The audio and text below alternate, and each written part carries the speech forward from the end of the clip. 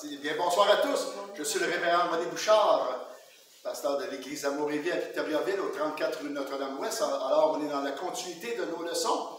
Et si vous nous écoutez la semaine passée, c'est par vidéo, on n'était pas là la semaine passée, parce que nous étions seulement que 3 personnes tellement qu'il faisait chaud, et on a pris la décision de remettre à cette semaine. Alors, nous sommes encore dans les alliances de la parole de Dieu, et ces alliances-là viennent influencer tout le parcours de la vie chrétienne, même encore aujourd'hui, l'histoire de l'humanité. Donc, on les étudie de façon, non pas à trouver une perle rare à l'intérieur, mais de voir la constance de Dieu dans son engagement. Puis à partir de là, ça nous assure dans notre salut, ça nous assure dans ses dires, sur ses promesses, ce qu'il désire pour nous, ce qu'il a en providence pour nous et pour l'avenir. À partir de là, on peut lui faire confiance. Et on a vu dès la première avec Adam et Ève, quand on parle de cette alliance, on parle beaucoup de la chute, mais on voit rarement que Dieu a gardé son alliance. Il aurait pu les détruire là après la chute. Non, il les a couverts de peau qui couvre le péché et que c'est un vêtement pour l'hiver, pour l'été et pour les intempéries à l'époque, parce qu'étant chassés de l'Éden, ben, ils sont plus dans la providence et protection du jardin d'Éden, qui avait ni froid ni chaud, c'est un climat tempéré et agréable. Donc, on voit ces choses-là. Et on a vu Abraham par la suite. Là, on est rendu à David. Qu'est-ce qu'on sait à propos de l'alliance davidique? Qu'est-ce que vous connaissez? Ah, et ça, c'est une répercussion. C'est avec David. Wow! C'est ça. Ben, il avait promis un roi de la descendance de David. C'est ça. Un roi de la descendance de David. Non, c'est Jésus qui allait venir de la descendance de David. C'est ça. Okay. Mais c'est une alliance pareille comme l'alliance. Non, mais non, l'alliance était aussi que dans la descendance de David, il allait y avoir plusieurs rois aussi. Oui, ok. Bon. Donc, les deux, vous avez raison. Là, s'il vous plaît, mettez vos mains dans vos poches. OK. Mais qu'est-ce qu'il y a eu avec Non, parce que les baguettes commencent à partir, là, puis je veux qu'on soit en paix ce soir. Ah oui. Donc, personne ne se chicane, des blagues. Je file. Mais... On a mangé des choses chocolatées ce soir, des barres chocolatées, et on est un petit peu excités tout le monde. Ah. Alors, ceci dit, d'autres choses par rapport à cette alliance. L'État, est-ce que c'est pas à ce moment-là? Mais c'est pas lui qui a été chercher l'alliance. Il n'y a pas un rapport. Non, c'est Moïse et l'arche de l'alliance. Oui, mais David avait fait quelque chose, il avait rendu. Oui, mais ça, on voit l'alliance, mais on ne voit pas que David a été chercher l'arche de l'alliance pour la ramener à Jérusalem. Okay? Ça, il a fait ça, bien sûr. Alors peut-être que c'est justement issu de sa lignée que Jésus va naître. Absolument. Est-ce que c'est pas ça l'alliance de David? Oui, mais c'est comme plus que ça, en Plus. quelque part. Plus. C'est que quand Dieu fait une alliance, c'est pas juste un petit engagement. Okay? Ben, la naissance de Jésus, c'est pas un petit engagement. Non, mais je veux dire, dans la vie de David, vous savez que David n'a jamais connu Jésus, là. Eh non. Bon, alors, même si, tu sais, il lui dit il y a des rois qui vont sortir de toi. Okay?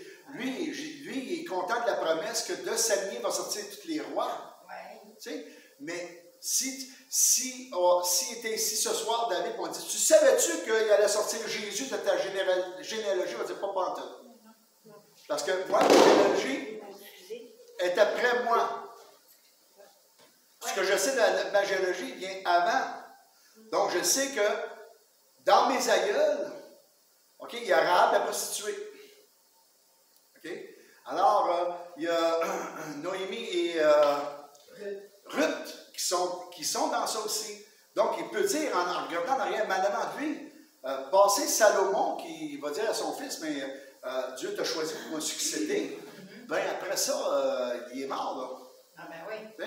Donc, l'avenir, il y a une espérance d'avoir sur sa descendance une royauté constante. Mais dans sa pensée, ce n'est pas nécessairement une royauté permanente d'un seul personnage qui est Jésus qui va devenir celui qui va accomplir parfaitement cette alliance davidique. Tu sais. C'est pas concevable parce que pour eux autres, là, quelqu'un qui va vivre éternellement comme roi, il y a quelque chose qui ne va pas. Là. Ils ne sont pas là encore, c'est pas révélé ça. Mais il y a même des gens aujourd'hui qui ne croient pas que Jésus est ressuscité, que ça vous donne l'idée un peu. Mais ce qu'on va discuter, c'est comment est arrivé le fait que Dieu va faire une alliance de royauté avec David.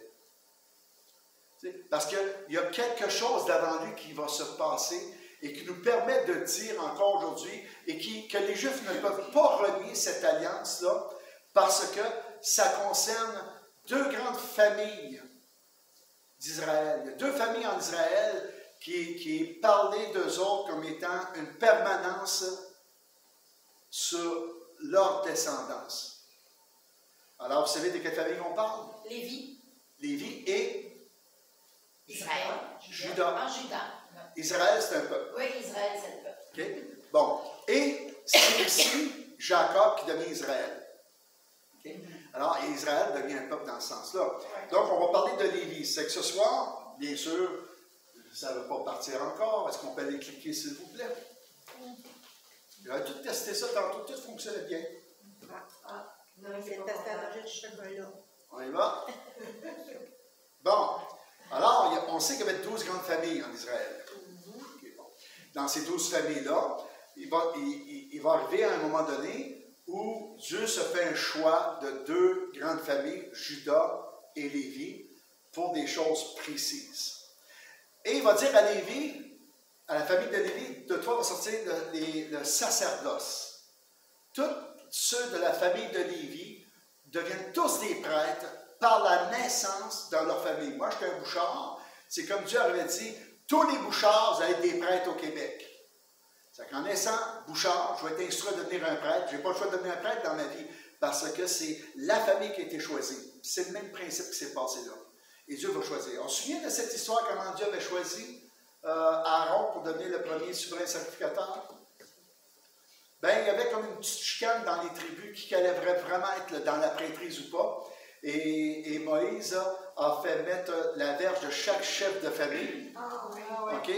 Puis la verge qui aura fleuri, ça sera le choix de Dieu, c'est la verge d'Aaron qui a fleuri. OK? Ça n'a pas été planté dans l'eau, c'était mis là. Puis elle a fleuri. Et là, on dit Dieu a choisi Lévi. Et Moïse, de quelle famille était-il? Non? Oui, c'est pas Lévi. Ben oui, il était de Lévi, parce qu'Aaron, c'est son frère. Ah, ben oui, c'est ça. Oui, ok. Donc, Moïse ne peut pas devenir un roi. Parce que la tribu ayant été choisie au travers d'Aaron, ben lui, il fait partie de ça. Parce que c'est la famille. Oui. Est-ce que ça veut dire qu'au jour d'aujourd'hui, tous les rabbins, c'est des Lévis? Non, aujourd'hui, ben des rabbins ne le sont pas. OK, parce qu'au fond, le rabbin, c'est ce qui remplace le prêtre à l'époque. Pas vraiment, non. Non, un rabbin n'est pas nécessairement un prêtre. Okay, un rabbin du temps de Jésus, un rabbin, c'était un enseignant. Ah oui, c'est Jésus était appelé rabouni, rabbin. Oui. Okay? Mais un prêtre, il y a comme 3 classes dans la prêtrise. Okay? Tu as le souverain sacrificateur, qui est un lévite. C'est toute la tribu de Lévi. Il y a une tâche particulière. Tu as les prêtres les plus importants qui œuvrent avec le souverain sacrificateur, qui vont former le Sanhédrin. Okay? Bon, on est encore dans la prêtrise ici. On a les lévites qui sont ceux qui sont au service du temple dans les choses, les services inférieurs. Donc, le nettoyage, prendre soin du temple, ces choses-là. Et eux autres, t'en as aussi qui sont dans les villes de service. Il y a 6 villes de service où les Lévites habitent parce qu'on n'a pas le droit d'avoir des possessions terriennes parce que Dieu est leur possession et non pas la terre. Mais il y a des villes de Lévites où les gens pouvaient aller se réfugier. Mettons par accident, tu avais tué ton ami, mais tu allais dans la ville de Lévite pour faire valoir ton point, pour pas que tu sois emmené en jugement sans preuve. Donc, il y avait une protection dans ces villes-là. Et chez les Lévites, tu avais des scribouilleurs, des scribes. Les scribes qui étaient des Lévites aussi, eux, ce qu'ils faisaient, ils scribouillaient, ils écrivaient, ils s'occupaient des textes de loi, les testaments, les actes de vente. Donc, tout passait au travers des Lévites pour ces affaires-là. C'est pas que les gens n'étaient pas instruits, c'était la façon de faire les choses. Bon. Mais aujourd'hui, on peut savoir, on peut seulement ratasser une seule famille dans tout Israël aujourd'hui, parce qu'après la déportation de Babylone, ils sont venus, ils ont trouvé leur famille. Mais après 1970, les familles se sont dissous dans l'humanité. OK? Et j'ai eu l'occasion de voir un archéologue juif qui a retracé les 12 tribus où ils se trouvent. Mais il y en a une qui était très, très simple. Tous ceux qui portent le nom de Cohen et les différents noms qui viennent de Cohen, ce sont tous des Lévites. Donc, les seuls qui peuvent savoir qui viennent de la tribu de Lévi aujourd'hui, tous ceux qui portent le nom Cohen, on est sûr. Mais par exemple, celui qui a fait les jeans Lévi, c'était aussi un Lévi. Lévi, Cohen, tu sais, il pourrait dire qu'il vient. Mais le plus sûr, c'est Cohen. Cohen veut dire prêtre, littéralement prêtre. Donc, oui, Cohen, ça veut dire prêtre. Ça veut dire prêtre. Comme Léonard Cohen. Oui. Mais lui, il n'était probablement pas un religieux. Non. Mais pour les Juifs aujourd'hui, c'est pas important. Juste les Juifs à Jérusalem qui veulent reconstruire le temple, eux, ils savent qu'ils veulent repartir de la classe des Lévites, donc ils vont aller chercher tous ceux qui portent le nom de Cohen pour leur offrir. Parce qu'ils ne veulent pas faire comme à Samarie, lorsque le royaume s'est divisé en deux, où Jéroboam, c'est-à-dire Jéroboam a pris la décision de créer un nouvel ordre de prêtrise. Une fois que c'était divisé de Juda, à cause de Roboam, fils de Salomon, qui était incroyablement méchant que tout le monde. Et Dieu avait dit, je vais te donner les 10 tribus du Nord. Il y avait une promesse par un prophète, mais jamais il avait dit, tu vas créer une nouvelle classe de sacrificateurs. Lui, il a créé une nouvelle classe de Lévites, puis il a demandé à tous ceux qui voulaient devenir prêtres, ben, ils pouvaient le devenir. Donc, c'est carrément, et c'est ça qui a été son grand péché. Pas le fait que ça s'est divisé, parce qu'il y avait une prophétie qui permettait ça. Donc, ceci dit, on le sait. C'est que là, aujourd'hui, il n'y a pas de problème à savoir s'il faut trouver cette tribu.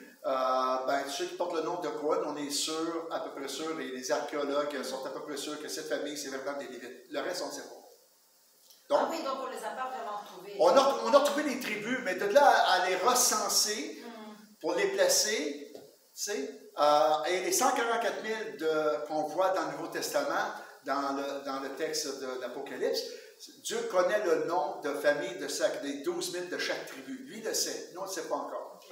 Okay? Lui est capable de les reconnaître dans la nation. Parce qu'en plus, maintenant, il y a aussi, c'est séparé en deux groupes. Hein. Il y a les Askénazes, puis... il y a plus que ça.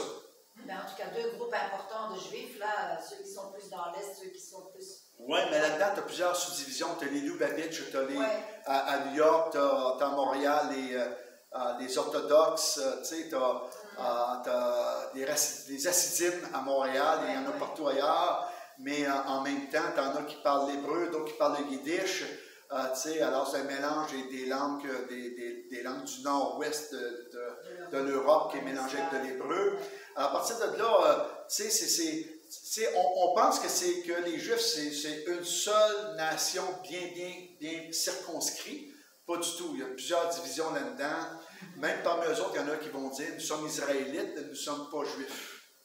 Parce que Juif, c'est religieux, Israélite, c'est national. C'est des nationalistes. Donc, ça me rappelle juste les zélotes de l'Ancien Testament, du Nouveau Testament du temps de Jésus. Ceci dit, on va voir ce soir, on ne rentre pas littéralement, mais on fait un petit peu l'historique de ce qui s'est passé pour découvrir que le choix de choisir David vient bien avant sa naissance. Bien avant. Où pensez-vous qu'on retrace cette lignée de royauté dans la famille de Juda?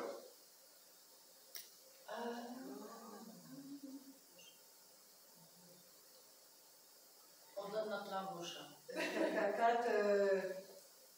C'est-tu Jacob? Oui, avec le frère. Qui à un moment donné, il faisait la bénédiction sur chaque tribu. C'est Jacob. Jacob qui donnait sa bénédiction sur chaque tribu. Puis quand c'est arrivé sur Juda, ça a été court, mais ça voulait tout dire. Mais pas chaque tribu à ce moment-là, c'est pas devenu des tribus encore. Sur chacun de ses fils qui vont devenir des tribus. Okay? Et c'est pour ça que nous arrivons en Genèse 49, versets 8 à 10. Judas, tu recevras hommage de tes frères, ta main sera sur la nuque de tes ennemis, les fils de ton père se prosterneront devant toi. Judas est un jeune lion, tu reviens du carnage, mon fils, il ploie les genoux, il se couche comme un lion, comme une lionne qui le fera lever. Le sceptre ne s'éloignera point de Judas, ni le bâton souverain d'entre ses pieds, jusqu'à ce que vienne de Shiloh et que les peuples lui obéissent. Donc, à la bénédiction patriarcale, ben, Jacob fait venir ses fils, puis il va prier sur Judas. Maintenant, si on décortique toute sa prière, ben écoute, quand il dit qu'il revient du carnage, Judas, quand une de ses sœurs a été comme un petit peu violentée, puis que la famille a décidé que le jeune homme allait marier, puis il était vraiment en amour avec la sœur, lui, il a dit, il n'y a pas de problème, on s'est organisé, il faut qu'il soit circoncis, et pendant qu'il était circoncis, ils les ont tués. C'est un petit peu l'idée de Judas et de ses frères. C'est l'idée de Judas et de ses frères. Donc, mais, il dit, je reviens de Shiloh. Le Shiloh, on ne sait pas ce que ça veut dire. Littéralement, on ne le sait pas. Mais à cause du bâton souverain qui ne s'éloignera pas de toi, d'entre tes pieds, jusqu'à vienne de Shiloh, que les peuples lui obéissent, ben, c'est certainement pas l'Antéchrist qui sort de Judas. T'sais? Pourquoi? Parce que l'Antéchrist ne sort pas de Judas. Et quoi que les gens veulent penser, quoi que les gens veulent savoir, peut-être quelqu'un pourrait lui dire qu'il y a une disposition pour lui dans le congèle. Alors, s'il vous plaît. Alors, et à partir de là, ben, ce que l'on sait, c'est que plus tard, avec la parole de Dieu, on voit très bien que le Shiloh, c'est Jésus que ça parle. Pourquoi? Parce qu'à partir de cette prophétie-là, cette prière patriarcale prophétique, ben, tout d'un coup, ben, il va y avoir toute une élaboration par la suite qui va se passer jusqu'à temps qu'arrive David. Mais il y a une intrigue qui se passe entre ça. Entre ça. Benjamin, ben, il y a un roi qui est sorti de Benjamin. Quel était son nom? On donne notre ange. Saül. Benjaminite. Benjamite. Pas Ménite, mais Benjamite dans le texte, ma soeur. Minute, papillon. Ah, et comment ça se fait qu'il est sorti de Benjamin, lui? Parce que c'est écrit noir sur blanc dans le texte.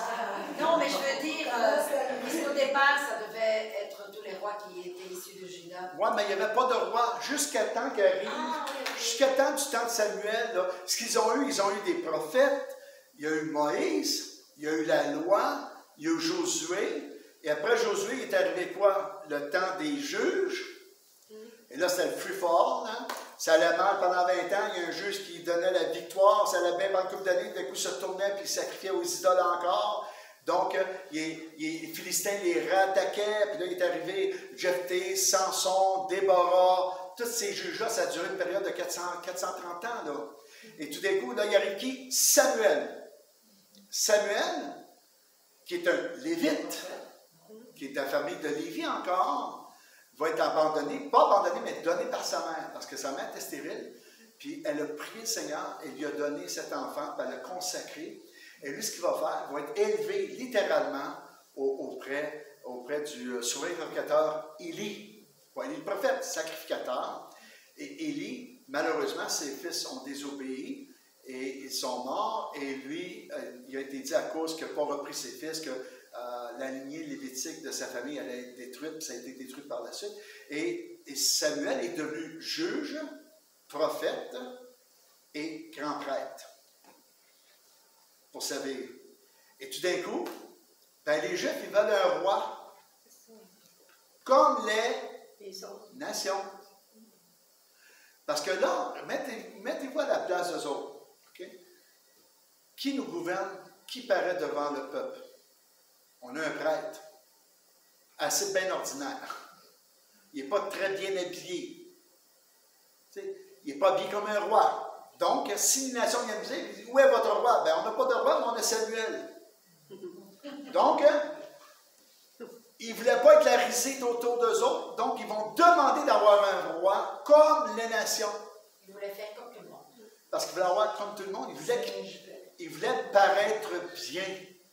N'oubliez pas que dans le Lévitique et Deutéronome, il y a une écriture qui parle au sujet qu'un jour Israël va avoir un roi. Donc, Dieu savait qu'elle allait avoir un roi. Okay? Mais il dit, voici, quand vous allez avoir un roi, il va dominer, et vous allez payer des impôts, vous allez devoir lui obéir. Donc, si vous pensez qu'avoir un roi sur vous, c'est plus efficace, bien, vous allez voir qu'est-ce qu'un roi va faire sur vous. Et tout ce qui est écrit là, dans le Pentateuque, est arrivé aussi. Puis là, il va dire que le roi n'ait pas trop de maîtresse, qu'il n'y ait pas trop de femmes, qu'il n'y ait pas trop de grosses écuries aussi. Ouais. Salomon a eu tout le contraire de ça.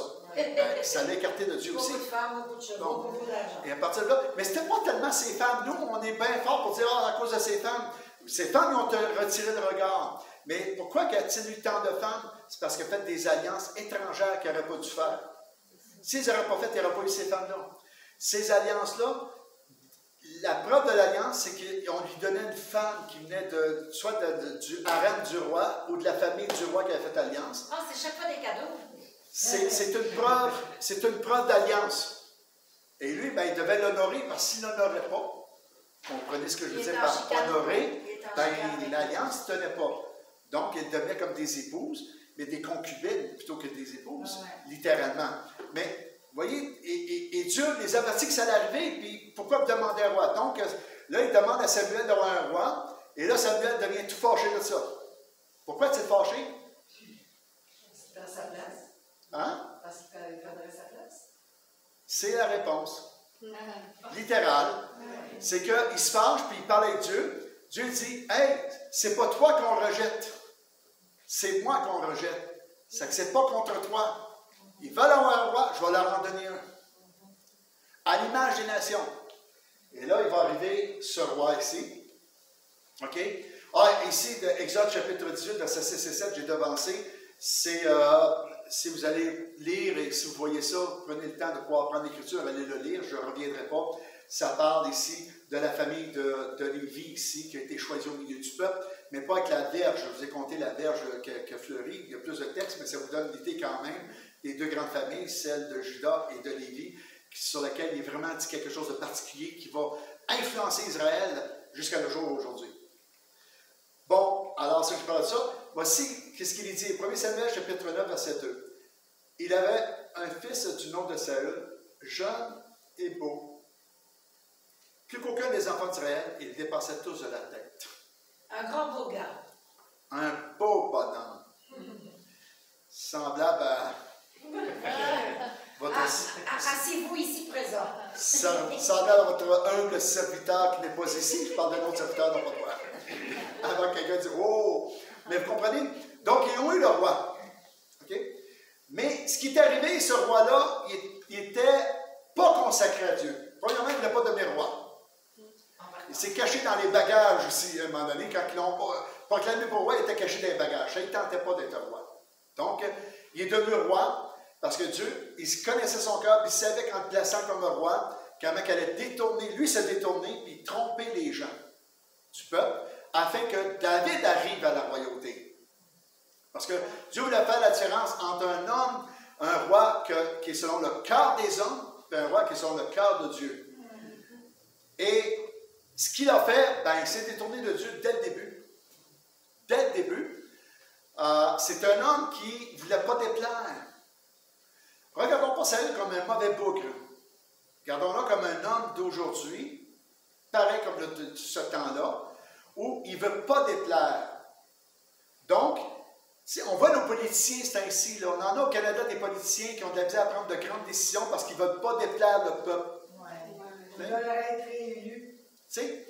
Mais aussi pas déplaire. Il y en a qui littéralement ne veulent pas déplaire. Ne soyons pas de mauvaise foi avec nos hommes politiques en disant qu'ils ne veulent pas nécessairement être élus, ce qu'ils peuvent. Ils veulent être élus. Oui, c'est vrai, je peux être d'accord avec toi. Il y en a, c'est clair. D'autres, non. Il y en a qui veulent juste en donner le plus possible au peuple. Faire plaisir à tout le monde. Puis faire plaisir à tout le monde. Puis lui, il était comme ça. Alors, il y a une journée où il est en guerre contre les Philistins. Et là, il se range en bataille. Tu sais, c'est pas comme nous autres, là. Tu sais, t'es en guerre, t'es dans le bois, puis tu cours partout, là. Il se range en bataille en face de l'autre, là. Puis il disait, après-demain, on se rentre dedans. OK? Puis c'est ça qui arrivait, là. Tu sais, ça pourrait durer 2 jours, 3 jours, mais c'était pas des années comme 39, 45, 6 ans de temps, là. C'était pas ça, là. C'était des guerres qui étaient des massacres. Puis celui qui en restait plus debout, c'est lui qui avait gagné. C'était comme ça, là. Faut pas... Je ne dis pas que c'était pas une guerre, c'était effrayable. C'était épouvantable. Parce que, écoute, quand tu piques quelqu'un à la lance ou à la flèche ou à l'épée, puis il peut être des jours dans l'agonie à mourir par l'infection, tout ça, là. Tu sais, c'est pas une balle dans la tête, là. Donc, c'était sanguinaire au bout, là. Bon. Alors, lui, il commence à avoir peur parce que les gens de l'armée de Saül, ben disent, ils sont beaucoup trop nombreux, on n'y arrivera pas. Puis là, Saül attendait que Samuel arrive pour faire le sacrifice à Dieu, pour avoir l'approbation de Dieu pour partir gagner la guerre. Et il n'arrivait pas. La Bible dit, ben, il l'a fait lui-même. OK? La Bible dit que c'est fait violence à lui-même. Donc, il a réfléchi, il a pensé, puis plutôt que de dire, je ne veux pas perdre la face devant eux autres, je ne veux pas perdre mes soldats, je vais faire le sacrifice, je suis quand même le roi. Or, la seule chose qui était interdite au roi de faire, c'était les sacrifices. Il l'a fait. Et Samuel arrive, et lui dit, et là, il va lui déclarer, ben, Dieu préfère l'obéissance qu'au sacrifice. Maintenant, Dieu va se retirer de la royauté de toi. Déjà là, il avait perdu la royauté. Il restait roi jusqu'à sa mort, mais c'était clair, ce n'est pas un de ses fils qui allait avoir la succession, à cause que la royauté était retirée par Dieu. Et là, il va dire, honore-moi devant le peuple. Là, plusieurs vont dire, bien, il est orgueilleux. Pas du tout. Parce que s'arrêter de l'orgueil, Samuel ne l'aurait pas honoré devant le peuple. Il aurait viré baptême de bord, il aurait parti, il aurait dit, hey, c'est assez ton affaire, là. Dieu s'est retiré. Donc, il va honorer le roi. Pourquoi? Parce qu'il est ordonné d'honorer le roi. Et Samuel est un homme de Dieu. Donc, il va l'honorer. L'autre avait raison de dire, honore-moi devant le peuple. Parce que déjà, j'ai perdu la face devant Dieu, il ne faut pas que je me perde à cause de ça non plus. T'sais, on part en guerre, là, c'est plus le temps, là, je suis prêt à tout perdre, là, t'sais. Donc, mettons-nous à sa place, je ne suis pas prêt à dire que je suis d'accord, mais mettons-nous à sa place. On est facile à picher la pierre à ceux qui ratent dans la Bible, mais quand on voit tout ce qui se passe, on s'aperçoit que peut-être qu'on aurait fait la même chose. Soyons juste honnêtes. Bon. Maintenant, là, il va l'honorer, mais après ça, Samuel va faire très peu affaire avec lui. Et il va prendre un paquet de décisions, jusqu'à un moment donné où il est en guerre. Là, il voit que c'est sérieux. Mais là, il essaie de consulter Dieu. Dieu ne lui répond pas. Alors, il va faire quoi? Il va se tourner vers la nécromancie. Deutéronome 18, la magie de nécromancie est défendue. Saül l'a défendu dans le pays. Mais là, vu que Dieu ne lui répond pas, Samuel est décédé, ben, il va passer par la nécromancie. Déguisé en plus. OK? Puis il se déguise. Et c'est là qu'il arrive ici. Samuel 28, verset 15 à 17. Samuel dit à Saül, « Pourquoi m'as-tu troublé en me faisant monter? » Saül répondit, « Je suis dans une grande détresse, les Philistins me font la guerre, et Dieu s'est retiré de moi. Il ne m'a répondu ni par les prophètes, ni par des songes, et je t'ai appelé pour que tu me fasses connaître ce que je dois faire. » Samuel dit, « Pourquoi donc me consultes-tu, puisque l'Éternel s'est retiré de toi et qu'il est devenu ton ennemi? L'Éternel te traite comme je te l'avais annoncé de sa part. L'Éternel a déchiré la royauté d'entre tes mains et l'a donné un autre à David. » Oui. Pourquoi la première phrase c'est écrit « Pourquoi m'as-tu troublé en me faisant monter ?» Ça veut dire qu'il était descendu. Bien, il était mort. Il était dans le séjour des morts. Il était dans le Shéol. Okay. Et là, il a demandé à l'écromancienne, il était déguisé, « Fais-moi paraître la personne que je te demande. » Elle l'a fait, et tout d'un coup, elle va monter qui? Samuel. Là, elle de bord, dit, « Tu m'as trompé, t'es Saül. » Et là, Samuel dit, « Hey, tu m'as dérangé de mon lieu de repos. » Mais il va dire plus loin, « Demain soir, toi et tes fils, tu seras avec moi dans le Shéol. » Et le lendemain soir, il perdait la guerre, puis il était tué avec ses fils. Donc, un roi, l'exemple du cœur de l'homme, ben c'est ça que c'est. Saül était ça. Et c'est pour ça que c'est important de voir que David a fait de la grande bêtise, mais son cœur était toujours attaché à Dieu. Tandis que Saül, il a toujours dit, ben je l'ai fait, puis c'est pas de ma faute. T'arrivais pas. On était en guerre, je t'avais perdre la face. Il y avait toujours des raisons du pourquoi, du comment, qu'il ne pouvait pas faire autrement, puis il était obligé de le faire. Je répète pas, je ne serais pas capable. OK? Puis, tu sais, écoute, là, on en connaît-tu du monde qui sont comme ça? Ils sont toujours dans le trou, c'est jamais de leur faute, c'est la faute des circonstances qu'ils ne pouvaient pas contrôler. Puis la décision qu'il a prise, il ne pouvait pas faire autrement, il était pris pour la prendre la décision. Tu sais, c'est toujours un entourloupe, mais ça, là, c'est ça. Ça, c'est l'humanité. C'est toujours comme ça. Okay? Puis David, c'est un homme selon le cœur de Dieu. David, quand Dieu lui reproche un péché, il se met à pleine face, puis il reconnaît son péché. Plutôt que de dire, Ah non, non, regarde, j'ai essayé, puis ça n'a pas marché mes affaires. Non, il reconnaît. Et c'est important de voir que Dieu va dire, ben j'ai choisi David, puis il va lui dire à lui, j'ai déjà choisi David, mais là c'est sûr que j'ai choisi David. Ça va jusque-là? Oui. Mais en même temps, David, lui, avant que Jésus vienne au monde, ce qui était avant, déjà là, il écrivait les psaumes, puis tout ça, puis il décrivait tout son amour, puis toute sa, toute sa correspondance avec lui. C'est pas le bon mot, là, mais... Oui, bien c'est ça. Les psaumes, là, c'est une correspondance avec Dieu. Okay? Ce sont des prières.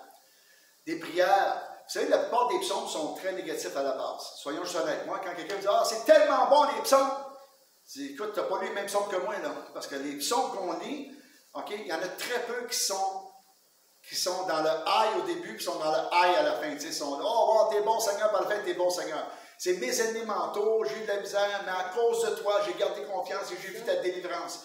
Donc, il explique un vécu d'un moment difficile, comment Dieu l'aide à s'en sortir. Mais en même temps, il y a plusieurs psaumes qu'on appelle des psaumes messianiques.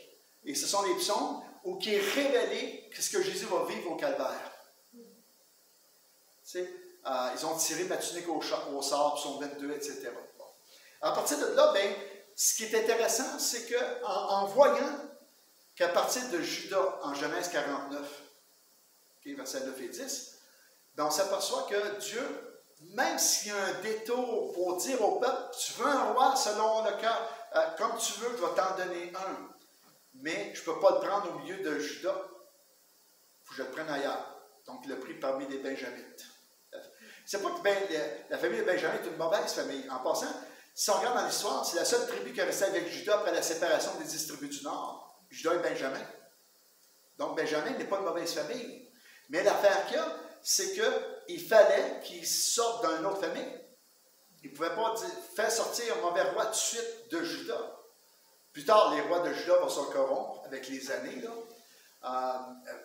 Un petit peu moins que ceux d'Israël, les 10 tribus du Nord, qu'une fois qu'ils se sont séparés en deux royaumes. Mais il reste quand même que, pourquoi que j'ai vu d'abord ça, c'est pour nous faire voir tout de suite la différence, c'est que Saül était le premier roi pour tout Israël. Le deuxième a été David. Le troisième, Salomon. Et après ça, il y a un schisme, il y a une séparation.